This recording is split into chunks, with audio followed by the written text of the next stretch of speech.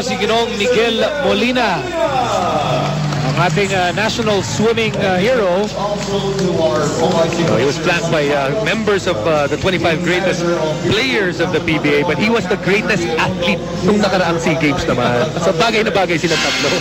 Of course, leading that ceremony was PBA OIC Renault Sunny Barrios. And so, magsisimula na ang second half, and if the first half was any indication of what might transpire in the next 2 quarters, abay, tumutok na po kayo. Because hindi na namin alam kung ano pa pwede mangyari dito. So we begin the second half with Pure Foods on top, 48-41. Ginebra begins the third quarter with JJ Helterbrand, Ronald Tubit, Eric Meng, Rafi Rivas, and Sunday Salvador. Promptly begins the second half. What a Sunday special! Lead of Pure Foods down to 4. Itong Barangay Ginebra, if they can get a quick run dito sa start natin ng ating third quarter, itong Pure Foods, talaga yung lead nila, mawala na. So ano ang sagot ng Pure Foods sa Team 3 kanina ng Ginebra? 7 to shoot. Raimundo has the basketball. Raimundo siya natitira dito. He fires and misses. At tinulak ni Richard D. si Salvacion off the playing court. That's a loose ball foul. Kirby Raimundo has been doing everything for his team up to this point. He's got 7 points, meron siyang 6 na rebound, 7 assists, pero sa pagkakataon na yun, tumagal ng konti yung bola sa kanyang kamay. Maybe better to move that ball around, especially at the start of a quarter. A minute having gone by in the third period. Bola na kay Helterbrand, swings it over to Salvacion. Rivas, ibabalik kay Helterbrand. Helterbrand on the move. He's setting up Salvacion. 4-3. Sobra. Tapigan ang bola. Rivas gets it over to Helterbrand. Bagong shot clock para sa Ginebra. You know, that's a big rebound, Nico, dahil tatlong malalaking nilagay ng Pure Foods, pero sila pa rin nakakuha ng offensive rebound. That is just a sweet move from James Yap. Hindi nagmadali, no? He was in a fast break situation. He used the over-aggressiveness of Ronald Tubit to his advantage. Helterbrand, 4-3. Yes, sir! PM3 for JJ Helterbrand. And don't look now, it's just a 3-point ball game. Pero pang 5 puntos pa lang yun ni JJ Helterbrand sa larong ito. On the floor for Pure Foods, James Yap, Richard D, Kirby Raimundo, Romel Aducal, and Roger Yap. Things on the upswing para sa Barangay Ginebra. Shots are going in for their team. Kita natin at the end of that quarter, the second quarter, they played excellent defense. They're starting to make headway in this game, and the key players are starting to contribute. Meantime, tinawagan ng first personal foul si Ronald Tubit. First team foul laban sa Ginebra. 2 minutes having gone by in the third quarter. Richard G picks up the loose ball over to Raimundo. And now James Yap with the basketball being hounded by Ronald Tubit. 2 to shoot. Titira na si James Yap. That's a violation. Shot clock violation laban sa Pure Foods. Itong Barangay Ginebra, kanina pa natin napapansin. Quick hands in today's ball game. Itong bola really getting away from the hands of a lot of Pure Foods players.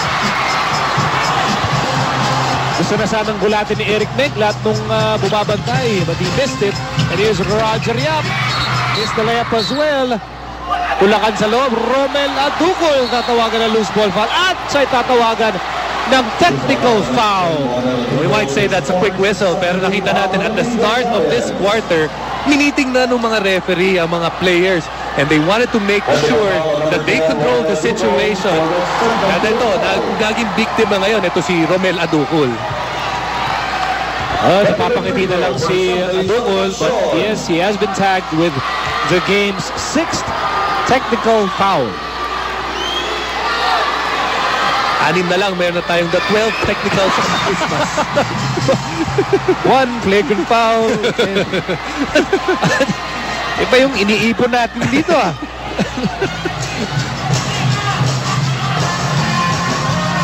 Okay, back to the ball game. And here's Tubit. And now to Salvacion on the left side. Sends it over to Meng. Meng pull-up is good! Kanina pa siya sumusubok dyan sa labas. Hindi puwapasok. Pero ito na. Pumatas na itong Barangay Ginebra sa Pure Foods. We're tied at 50. Ito ang ating kauna-unang deadlock of this ball game. Here's Richard D on a crucial possession and a nice move, but he missed it. But he will have 2 free throws. Alam mo, sayang naman para sa Pure Foods yung matchup na yun kung hindi nila gagamitin. Nagpasok sila ng 3 malalaki. And Richard D is being guarded by Sunday Salvacion. You know, Richard D may have enough moves para dito kay Sunday Salvacion with his height that close to the basket. Richard D did not see action in the entire first half. And Ryan Gregorio brings him in for added muscle inside. A so far lifetime member of Pure Foods. Pareho sila ni Ray Evangelista. You know, 2-2. And Miko is actually in the ball game to preserve some fouls para kay Romel Aducol. At of course, to get Kirby Raimundo away also mula kay dito kay Eric Meng. Dahil alam natin, Romel Aducol, 4 na yung foul. Pero siya pa rin ang bumabantay dito sa ngayon kay Meng. Pure Foods on top by 2, 52-50. Here's Helterbrand. Meng from the corner. It's going to be a loose ball foul against Rafi Rivas. Alam mo, mali yung nakita natin doon kanina. Nung may third personal foul, second personal si Romel Aducol in the first quarter, inatake kaagad nila sa ilalim. Ngayong pagkakataon na to, 4 si Romel Aducol, Eric Meng deciding to shoot from the outside. Good point. Meantime, here's Yi. He still has the basketball, and that's his quick move.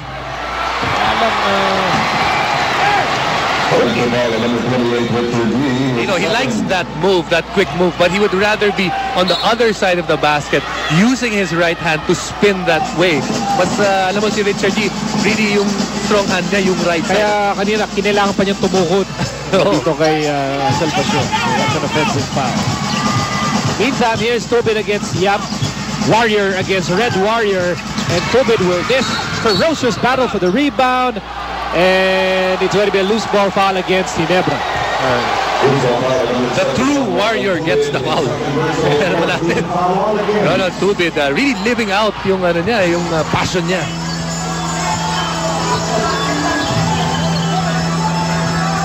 Raimundo, he wants that basketball with 15 on the shot clock. Inabot kay James Yap for 3. Raimundo with a rebound, and the putback is no good. Rivas gets the basketball, sabay bato para kay Helterbrand, pero napunta kay Tobin. Tobin has the ball. Tobin was thinking about that 3-point shot, pero inintay na lang niya yung kanyang mga kasama. They go inside. Meng fires, scores! Yan yung binabanggit natin kanina, ang pagkakaiba nung pag-iatake nila si Aducol sa ilalim. Obviously, Romel does not want to commit that 5th foul this early in the third quarter. Pabla na naman tayo, 52, 7:27 to go. Outside shot, Aducol, and now Ginebra looking for the go-ahead.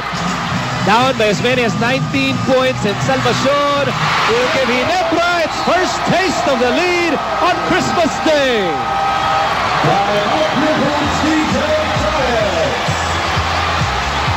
So it's 7:16 to go. Natikman na rin sa wakas ng Ginebra ang kalamangan sa larong ito. 54-52 ang ating score. Meng tied the game with that basket against Aducol. And then Sunday Salvacion pushes Ginebra ahead with that layup. Ginebra po ang lamang 54-52 as we enter this timeout. Natin ang ating Pure Foods TJ Hotdog fan bite. Ibig sabihin yung cutest PBA fan in the house. Brought ito. Ang dami kasing tao rito kaya hirap maghanap eh. Halos 19,000 fans na nandito sa Big Dome. At ito ang ating nahanap.